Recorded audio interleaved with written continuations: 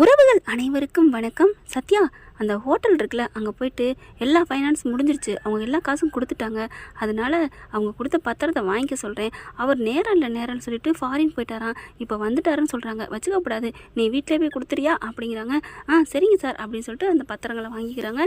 அதாவது அந்த ஹோட்டல் வந்து இவங்ககிட்ட பணம் வாங்கியிருக்காங்க. அந்தளவுக்கு பெரிய பணக்காரவங்க ஃபைனான்சியரில்.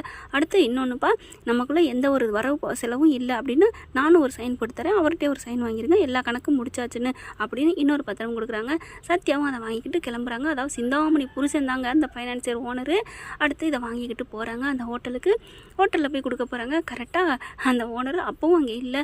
பார்க்குறாங்க, எங்கே உங்கள் ஓனரு? அவர் இப்போ தாங்க போனார், வந்துடுவார், கொஞ்சம் வெயிட் பண்ணுங்கள் அப்படின்னு சத்யாவை வெயிட் பண்ண சொல்கிறாங்க. சரின்னு சொல்லிட்டு ஏதாவது ஒன்று குடிங்க அப்படின்னு சொல்லிட்டு கொடுக்குறாங்க. வாங்கி சத்யா குடிச்சிக்கிட்டு இருக்காரு. இங்கே பார்த்தீங்கன்னா சும்மா ஜம்பமாக சிரிச்சுக்கிட்டு சந்தோஷமாக பத்திரம் தான் கைக்கு வந்துருச்சுன்னு சொல்லிட்டு கடைசியாக ஒரு குடும்பலுக்கு விழா போடுவோம் அப்படின்னுட்டு விஜயாவுக்கும் மனோஜுக்கும், இல்லைங்க மொட்டை அடிக்கிற விழா நடத்துவோம் அப்படின்னுட்டு போயிட்டு சிந்தாமணியும் ஃபைனான்சியர் என்ன பண்ணுறாங்க, வாங்க நம்ம நல்லா சாப்பிடுவோம், இந்த சந்தோஷத்தை நம்ம கொண்டாடணும், இதில் என்ன எனக்கு சந்தோஷம், நான் கடனை தானே வாங்கியிருக்கேன் அப்படின்னு மனோஜ் விஜயாவும் சொல்ல, என்ன மாஸ்டர் பணம் பூரா நீங்கள் ஒரு பைசா வட்டி இல்லாமல் வாங்கியிருக்கீங்க, பத்திரத்தை மட்டும்தான் கொடுத்துருக்கீங்க, அடுத்து பத்திரத்தை திருப்பினோன்னு நீங்கள் வட்டி இல்லாமல் திருப்பிக்க போகிறீங்க, இது உங்களுக்கு எவ்வளோ பெரிய நல்ல விஷயம் பண்ணியிருக்கேன். ஆமாம் சிந்தாமணி, அதுக்காக உங்களுக்கு நான் ட்ரீட் தரேன் வாங்க அப்படின்னு கூட்டிகிட்டு போய் சாப்பிட உட்கார வைக்கிறாங்க. ஹோட்டலுக்குள்ளே போயிட்டு இப்படி தாங்க ஏமாத்துறவங்க. நம்ம பணத்தையே வாங்கி நமக்கே அல்வா கொடுப்பாங்கிறது நானாக அனுபவிச்சிருக்கேங்க. 20 லட்ச ரூபா என்கிட்டருந்து வாங்கிட்டு அதை என் காசை வச்சு எங்களுக்கு பிரியாணி அது இதுன்னு வாங்கி கொடுத்துருக்காங்க. அதே மாதிரி தான் இப்போ சாப்பிடுங்க மனோஜ், அப்பா சூப்பர் சாப்பாடுமா, இவங்க உண்மையிலே நல்லவங்க தான் இந்த ஆண்டி. ஆமாடா என்னோட ஸ்டூடெண்ட் ஆச்சே அப்படிங்கல. என்ன மாஸ்டர் மனோஜ் என்ன சொல்கிறாங்க? இல்லை உங்களையெல்லாம் ரொம்ப நல்லவன்னு சொல்கிறேன் அப்படின்னு விஜயா சொல்ல, நாளைக்கு நடு வீட்டில் இருந்தவன்னு சொல்லுவீங்க, சரி சாப்பிடுங்க மாஸ்டர் அப்படின்னு சொல்லிட்டு சாப்பிட வைக்கிறாங்க. சாப்பிட்டுட்டு இருக்கையில பார்த்தீங்கன்னா, இனிமேல் நீங்கள் எதுக்கும் கவலைப்படாதீங்க, உங்களுக்கு எல்லாமே நல்ல காலம்தான், விடுவு காலம்தான், இந்த பத்திரம் வந்துருச்சுல்ல, நீங்கள் ஜாம்னு வாழ போகிறீங்க அப்படின்னு சொல்லிட்டு இருக்காங்க. அடுத்து விஜயாவும் மனோஜும் சாப்பிட்டு முடிக்கிறாங்க. மாஸ்டர் நீங்கள் போயிட்டு வரீங்களா? சரி சிந்தாமணி நாங்கள் கிளம்புறோம், வாடா மனோஜ் அப்படின்னு கிளம்புறாங்க.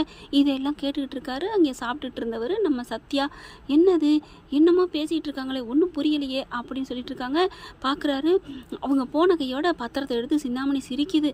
என்ன ஃபைனான்ஸ் சாரே, சூப்பர் சாரே, செம்மையாக எழுதி வாங்கியாச்சு. இந்த விஜயாவுக்கும் இந்த மனோஜுக்கும் ஊருப்பட்ட ஆசை, இந்த ஆசையத்தை நான் தூண்டி விட்டுட்டு பயங்கரமாக ஆசையை மூட்டினேன். இப்போ பாரு, வெறும் எத்தனை லட்சம்? 20 லட்சம், அப்புறம் ஒரு 7 லட்சம், இப்போ ஒரு 7 லட்சம், இவ்வளோதான் மொத்தம். ஆனால் அது எத்தனை கோடி ரூபா போகும்? அந்த வீட்டையே நமக்கு எழுதி கொடுத்துட்டு போகுதுங்க பாக்கிங்க இதுகளுக்கெல்லாம் அப்படிங்கல.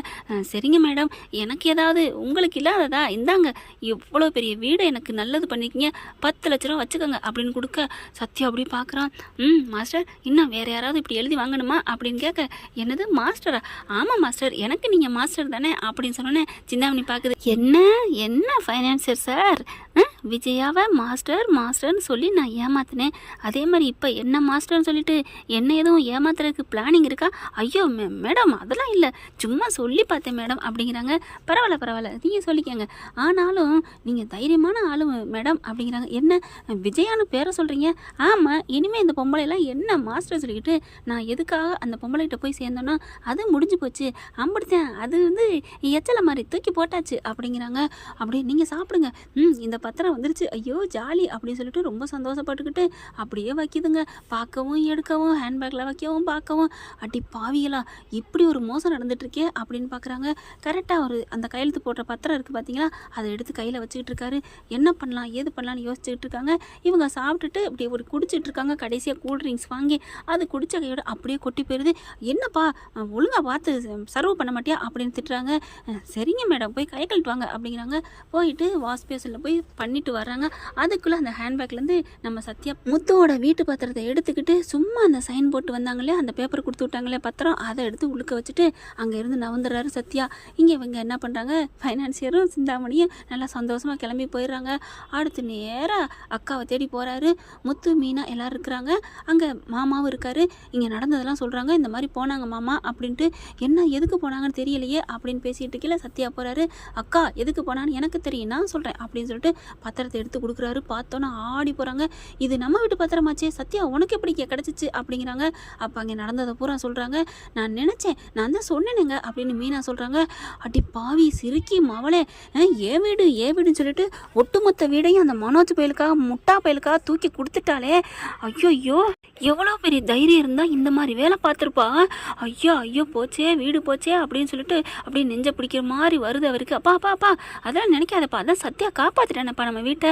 பாருப்பா பத்திரத்தோடு வந்திருக்கிறான். இப்போ சத்யா நீ இந்த வீட்டுக்கு உன்னை எப்படி அசிங்கப்பட்டு அனுப்புனாங்க, ஆனால் இந்த வீடே இப்போ நாங்கள் இருக்க போகிறோம்னா அது ஒன்னால தான் அப்படின்னு சொல்லி கட்டிக்கிறாங்க. மாமா என்ன மாமா, இது என்னோட கடமை இல்லையா, இது அக்கா வீடு மாமா, இது என் வீடு மாதிரி தான், நான் விடுவேனா அப்படிங்கிறாங்க. எப்படியோப்பா நீ காப்பாற்றி கொண்டாந்துட்ட அப்படிங்கிறாங்க. நல்ல வேலை அந்த கடவுளாக பார்த்தா அந்த இடத்துக்கு நீ போயிருக்க அப்படிங்கிறாங்க. ஆனால் இப்போ அவங்கள என்ன பண்ணுறதா, வரட்டும் கச்சேரி அவங்களுக்கு இருக்குது அப்படின்னு சொல்லிட்டு செம்ம காண்டில் இருக்காங்க. அண்ணாமலை இப்படி வெறியாய் பிணிக்கிறாரு. அப்படியே சத்யா நீ உண்மையிலே தெய்வமாக தெரியுறப்பா, இன்றைக்கி நாங்கள் எல்லோரும் தெருவில் நின்றுப்போம் அப்படின்னு சொல்லிட்டு இருக்காங்க. விடுங்க மாமா, அதனால் ஒன்றும் பிரச்சனை இல்லை, நான் என்னத்தை பண்ணிவிட்டேன் அப்படின்ட்டு இருக்காங்க. கரெக்டாக விஜயா மனோஜ் அஹான்னு சிரிச்சுட்டு வருதுங்க பாரு, பேயும் சந்தோஷமாக வந்துட்டுருக்கு. சத்யா நீ பேசாமல் இரு, அவள் என்ன வேணாலும் பேசுவா, நீ எதுவும் கண்டுக்காத. சரி மாமா நான் ஒன்றும் செய்யலை அப்படின்னு சொல்லிட்டு கீழே வீட்டுக்குள்ளே வர்றாங்க. சத்யாவை பார்க்குது விஜயா. என்னம்மா வந்து நிற்கிறான் அப்படிங்கல. மனோஜ் வந்துட்டு அம்மா இப்போ எதுவும் சொல்ல வேணாம்மா, நம்ம சந்தோஷமாக வந்திருக்கோம். ஓ நீ சொல்கிறது சரிதாண்டா அப்படின்ட்டு அப்படியே ஹாலில் போய் உட்காடுறாங்க. ஹாயா அப்பா வேர்க்குதில்ல அப்படிங்கிறாங்க. என்ன விஜயா என்னமோ ஒரு மூடை லாரி மண் அடிச்சுட்டு வந்திருக்க மாதிரி பேசுகிற. ஆமாங்க நான் நல்ல காரியம் தான் பண்ணிட்டு வந்திருக்கேன். என்ன காரியம் பண்ணிட்டு வந்திருக்கேன், வீட்டை மலையோடு தூக்கிட்டு வந்திருக்கியா அப்படிங்கல. என்னது வீட்டை மலையோடைய இல்லடி, வீடே மலையாக தூக்கிட்டு திரிவார்ல ஆஞ்சநேயர், அந்த மாதிரி வீட்டை எதுவும் தூக்கி வச்சுட்டு வந்திருக்கியா என்னது கரெக்டாக அப்படியே ஓரஞ்சார மாதிரி சொல்கிறாரே. அதெல்லாம் ஒன்றும் இல்லைங்க, சும்மா தான் என் தம்பிக்கு மனோஜுக்கு அக்கௌண்ட் ஓப்பன் பண்ணியாச்சு. இனிமேல் லோன் எவ்வளோ வேணாலும் தருவாங்களாம். கொடுத்த கையோட கொடுத்துட்டு நம்ம பத்திரத்தில் மீட் பண்ணிடலாம். அந்த ரோஹினி இருக்கால வீணா போனவன், அவளையும் டைவர்ஸ் பண்ணிடலாம், எல்லாமே சரியாக பண்ணிடலாம் அப்படிங்கிறாங்க. சரியாக பண்ணிடலாமா, இன்னும் கொஞ்சம் நேரத்தில் உனக்கு ஆப்பு வைக்க வருவாங்க, நம்ம எல்லாரும் நடுத்தருக்கு போகிறோம் அப்படிங்கிறாங்க. அண்ணாமலை சொன்னேன் என்ன ஏன் நடுத்தருக்கு போகிறோம், அதெல்லாம் ஒன்றும் போகிற தேவையில்லை அப்படி இப்படின்னுட்டு இருக்காங்க. கரெக்டாக கொஞ்சம் நேரத்தில் சிந்தாமணி வருதுங்க. ஃபைனான்சியரோட ஹான்னு சிரிச்சுக்கிட்டு வரும்போது என்ன சிந்தாமணி வாங்க அப்படிங்கல. ஒன்றும் இல்லை சும்மா தான் பார்த்துட்டு போகலான்னு வந்தேன். விஜயா என்னது விஜயாவா, ஆமாம் விஜயா உன் பேர் விஜயா தானே அப்படின்னு சொல்ல. என்ன இவ ரொம்ப ஒரு மாதிரியாக பேசுகிறாளே அப்படிங்கல. என்ன அண்ணாமலை என்ன முத்து என்ன என் வீட்டில் நீங்கள் எல்லோரும் உட்காந்துட்டு இருக்கீங்க, அப்பா வேலையை காமிக்குது பார்த்தியாப்பா. ஆமாடா அம்மாடியோ சரியான ஆளுதாண்டா அப்படின்னு பார்க்குறாங்க. விஜயா பார்க்குது. என்ன என் பேரை சொல்லி கூப்பிட்ற, என்னம்மா உன் பேரை சொல்லி கூப்பிட்டு தானே உங்கள் அப்பா அத்தா பேர் வச்சாங்க, என்னடி விஜயா அப்படின்னு நான் கூப்பிட்டேன் அப்படிங்கிற ஆடி போகிறாங்க. இப்போ எதுக்கு இங்கே வந்துருக்கீங்க அப்படின்னு கேட்க. எதுக்கா என் வீட்டுக்கு நான் வராமல் அப்புறம் எப்போ காலி பண்ணுறீங்க அப்படின்னு கேட்க. மனோஜுக்கு விஜயாவுக்கும் தூக்கி வாரி போடுது. அப்படியே ஆடி போகிறாங்க. என்ன பேசுகிற ரொம்ப பேசுகிற அப்படிங்கிற. அண்ணாமலை அமைதியாக இருக்காரு. என்ன அண்ணாமலை அமைதியாக இருக்கானே அப்படிங்கிற மாதிரி சிந்தாமணி பார்க்குது. என்ன அங்கிளா உங்களை அங்கிள்னு சொல்ல வேணாம் சார், முத்து அப்பா என்ன பேசாமல் இருக்கீங்க, உங்கள் பொண்டாட்டியும் உங்கள் பிள்ளையும் உங்கள் பேர் கையெழுத்து போட்டு கொடுத்தீங்க பாருங்கள், பத்திரத்தை என்கிட்ட கொடுத்துட்டாங்க. கையெழுத்து போட்டதோடு இல்லை பணமும் வாங்கியிருக்காங்க, அதனால் அவங்க பணம் தரப்போகிறதில்ல, வீட்டையே அப்படியே என் பேருக்கு எழுதி வச்சுட்டாங்க, நீங்கள் எல்லோரும் கிளம்புறீங்களா அப்படிங்கல. வேகமாக முத்து கிளம்ப போகிறாரு. அண்ணாமலை என்ன பண்ணுறாரு, நில்லுப்பா நிறுத்து, உடனே எதையும் சொல்லி காமிச்சிக்காத, என்னப்பா பத்திரம் நம்மக்கிட்ட இருக்குன்னு சொல்லாத, உன் ஆத்தால் இன்னும் கொஞ்ச நாளைக்கு ஆட காமிக்கணும். அப்படியாப்பா, ஆமாடா அவளை ஆட்டத்தை ஒட்டக்கணும், அவளுக்கு இன்னும் திருந்தணும்னா இன்னும் கொஞ்சம் கஷ்டப்படணும்டா, சிந்தாமணி போக்கிலே போகட்டும் அப்படிங்கிறாங்க. அப்பா இல்லைப்பா, ஆமாம் நான் சொல்கிறத கேளு, இப்போ நீ நோகாமல் நொங்குதிங்கிற மாதிரி பத்திரத்தை கொடுத்துட்டேன்னு டக்குன்னு பீரோவில் வச்சுக்குவா. சரி இப்போ என்ன அப்படின்பா. சத்யா என்னத்தை பெரிய கிழிச்சு போட்டேன் அப்படின்பா. அதனால சிந்தாமணி கழுத்தை பிடிச்சி தள்ளுற வரைக்கும் வேடிக்கை பார்க்கணும் அப்படிங்கிறாங்க. அப்படியாப்பா நீ சொன்ன சரிப்பா அப்படிங்கிறாங்க. அடுத்து பார்த்தா எல்லாரும் கிளம்புறீங்களா, அதெல்லாம் முடியாதுடி அப்படின்னு விஜயா கத்துறாங்க.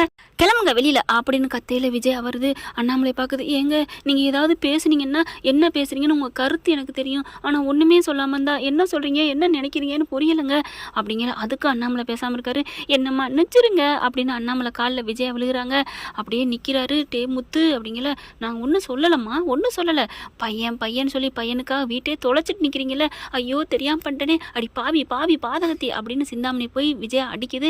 யாரை பார்த்து அடிக்கிறேன், ஏன்டி பணம் வேணும் அந்த வாங்குவேன் அடிங்க கொய்யால, என்னடி நினச்சிட்டு இருக்கீங்க, மரியாதை வெளில போங்க அப்படிங்கிற. முத்து அதுக்கும் அமைதியாக இருக்காரு. என்ன அந்த முத்து பையன் கத்துவேன் அங்கே துடிப்பேன்னு பார்த்தா அதுக்காகத்தான் போலீஸை வெளில நிற்க வச்சிருக்கிறோம், ஏதாவது பண்ணால் கூட்டியாந்து இவனை அரெஸ்ட் பண்ணிட்டு போகலான்னு ஒன்றுமே பண்ணாமல் இருக்கானே அப்படின்னு நினைக்க. நீ ஒன்றும் பண்ண முடியாதுடி அப்படிங்கிற மாதிரி முத்து நினைக்கிறாங்க. அடுத்து அண்ணாமலை பார்க்குறாரு. என்ன விஜயா, என்ன பண்ணி வச்சிருக்க? என்னங்க என்னை மன்னிச்சிருங்க, என்னை மன்னிச்சிருங்க, என்னை மன்னிச்சிருங்க. விஜயா, சரோஜா தேவி அந்த காலத்தில் பார்த்துட்டேம்மா, இப்போ நடிக்க வேணாம் அப்படிங்கல. அப்படியே சிவாஜியை தான் பார்த்துட்டோம் அப்படிங்கிற மாதிரி தான் நமக்கு தோணுது. அடுத்து பார்த்தா அப்படியே நெஞ்சை பிடிக்கிறாருங்க. இப்படி ஆக்கிட்டியடி நெஞ்சை பிடிச்சி அப்படியே உட்கார்றாரு. என்னங்கன்னு விஜய் அழுகுது. உங்கள் நாடகத்தில் வெளில போய் நடத்துங்க, வெளில போங்க அப்படிங்கிறாங்க. அண்ணாமலை பார்க்குறாரு. இப்போ என்னடா பண்ணுறது முத்து, அதை நீங்கள் தான்ப்பா சொல்லணும். ஏன்னா ஆட்டி வைக்கிறது நீங்கள் தானப்பா, நாங்கள் உங்கள் அடிமைகள், நீங்கள் என்ன சொன்னாலும் கேட்குறோம். என்ன முத்து மீனாவும் எதுவும் பேசாமல் அப்படியே அமைதியாக இருக்காங்களேன்னு சிந்தாமணி பார்க்குது. சிந்தாமணி மேடம், நீங்கள் சொல்கிறது சரிதான் மேடம், நாங்கள் வெளியில் போட்டுமா அப்படிங்கிறாங்க. வெளியில் போகிறாங்களா, என்ன ஒன்றும் புரியலைங்கிறல. இங்கே விஜய் என்ன பண்ணுது, என்னங்க என்னை மன்னிச்சிருங்க அடிப்பாவி அப்படின்னு அங்கிட்டு கத்தும். இங்கிட்டு வந்து என்னங்க என்னை மன்னிச்சிருங்க அப்படின்னு கத்த. அப்படியே மனோஜ் ஒன்றும் செய்யாமல் இருக்க. மனோஜை சப்புன்னு அரைகிற மாதிரி நினச்சிக்கிறாங்க. ஆனால் ஒன்றும் சொல்லலை. சரி போயிடுச்சு, எல்லாம் பண்ணிட்டீங்க, இப்போ நம்ம எங்கே போகிறது அப்படின்னு அண்ணாமலை கேட்குறாரு. அதாங்க தெரியலை, கண்டிப்பாக ஒரு வாரம் டைம் கொடுக்கும். ஏன் சிந்தாமணி டைம் கொடுப்பில்ல அப்படிங்கிற பார்க்குறாங்க. ஒரு வாரம் டைம் தரேன் அப்படிங்கிறாங்க. அதுக்குள்ளே நீங்கள் எல்லா துணிமணியும் எடுத்துக்கிட்டு வெளில கிளம்புறீங்க அப்படிங்கிறாங்க. இப்போவே துணிமணிலாம் எடுத்துகிட்டு கிளம்புவோம். டே முத்து, எல்லாத்தையும் எடுத்துகிட்டு வாடா, நான் ரெடி பண்ணிட்டேன்ப்பா அப்படின்னு எல்லாத்தையும் பை இப்போ மூட்டை முடிச்செல்லாம் கட்டி வைக்கிறாங்க. விஜயா, இந்தா உனக்கு ஒரு பை. உனக்கு பை வேணாம், இந்த திருவோடு அப்படின்னு ஒரு திருவோடை கொடுக்குறாங்க. என்னங்க ஏங்க, ஆமாம் எல்லாம் போச்சு, அவன் இதில் வேலையை தான் பார்ப்பான், நீ முத்து வீட்டு காசை வாங்க மாட்டேன். ராவியும் பொண்டாட்டிக்கிட்ட வேலை பார்க்குறான். ஓன் புள்ள ஆசை புள்ள கடனாளியாக போய் நிற்கிறான். நீனும் வேலைக்கு போய் என்னமும் சம்பாதிக்க முடியாது. அப்போ என்ன பண்ண முடியும், திருவோடு தானே எடுக்க முடியும். அப்போ எடு, நீ பிச்சை எடுத்து நான் சாப்பிட்றேன் உங்கூட இருந்து. என்னங்க நமக்கு இந்த நிலைமையா அப்படிங்கல. ஓ, இந்த ட்ரெஸ்ஸோடு எடுக்கக்கூடாதுங்கிறியா, அப்போ அந்த ட்ரெஸ்ஸை கற்பனை பண்ணிப்பாரு அப்படிங்கல. சேலை சட்டையெல்லாம் கிழிஞ்சு விட்டு தலையை சொரிஞ்சுக்கிட்டு, அம்மா தாயே காசு போடுங்கன்னு சொல்லிட்டு ஒரு கோயில் வாசலில் ஒரு தெருவில் நிற்கிற மாதிரியும் அப்படியே கற்பனை பண்ணி பார்க்குறாங்க. என்னங்க என்னால் முடியலைங்க, ஐயோ நான் தப்பு பண்ணிட்டேனே, தெரியாமல் பெரிய தப்பு பண்ணிட்டேனே அப்படின்னு விஜய் நந்துக்குறது. அப்பா அம்மா பார்க்க பாவமாக இருக்குப்பா, அப்பாப்பா ப்ளீஸ்ப்பா உண்மையை சொல்லுப்பா. டே நான் அப்பாவா நீ அப்பாவா? சரிப்பா நீ சொன்னா சரிப்பா. ஒரு வாரம் அவள் தூக்கம் தண்ணி இல்லாமல் ஐயோ நான் தப்பு பண்ணிட்டேனே இந்த பையனால் அப்படின்னு மனோஜை என்னைக்கு அவள் சொல்கிறாளோ அப்போ சொல்லிக்கோண்டா அப்படிங்கிறாங்க. அதுக்குள்ளே வீட்டை அந்த பொம்பளை காலி பண்ண சொல்லுமே. டே அவள் வெத்து பத்திரத்தை வச்சுட்டு என்னடா பண்ண முடியும், ஒன்றும் பண்ண முடியாது, பேசாமரு. அதான் சத்யா பத்திரத்தை எடுத்துகிட்டு வந்தால, அப்புறம் என்ன அப்படின்னு நினச்சிக்கிறாங்க. அதுக்கப்புறம் சிந்தாமணி கிளம்பி போயிடுது. சிந்தாமணி மாதிரி ஒரு ஆள் வந்து விஜயாவுக்கு ஒரு பெரிய ஆப்பு வச்சா நல்லா தான் இருக்கும் அப்படின்னு நினச்சிங்கன்னா கமெண்ட்ஸில் கருத்தை சொல்லிடுங்க ஃப்ரெண்ட்ஸ். இப்படி போனால் நல்லா இருக்கும்னு. தேங்க்யூ. இந்த வீடியோ உங்களுக்கு பிடிச்சிருந்தா தயவு செய்து லைக் பண்ணுங்க. இன்னும் அப்டேட்ஸ்க்காக சேனலை சப்ஸ்கிரைப் பண்ண மறக்காதீங்க. நம்ம கிட்ட இருக்க எல்லா சேனல்ஸோட லேட்டஸ்ட் வீடியோ அப்டேட்ஸ்க்காக மேல ரைட் சைட்ல காட்டுற லிங்கை கிளிக் பண்ணி வாட்ஸ்அப் குரூப்ல ஜாயின் பண்ணுங்க. உங்களிடம் விடைபெறுவது நான் உங்கள் மெஹர்.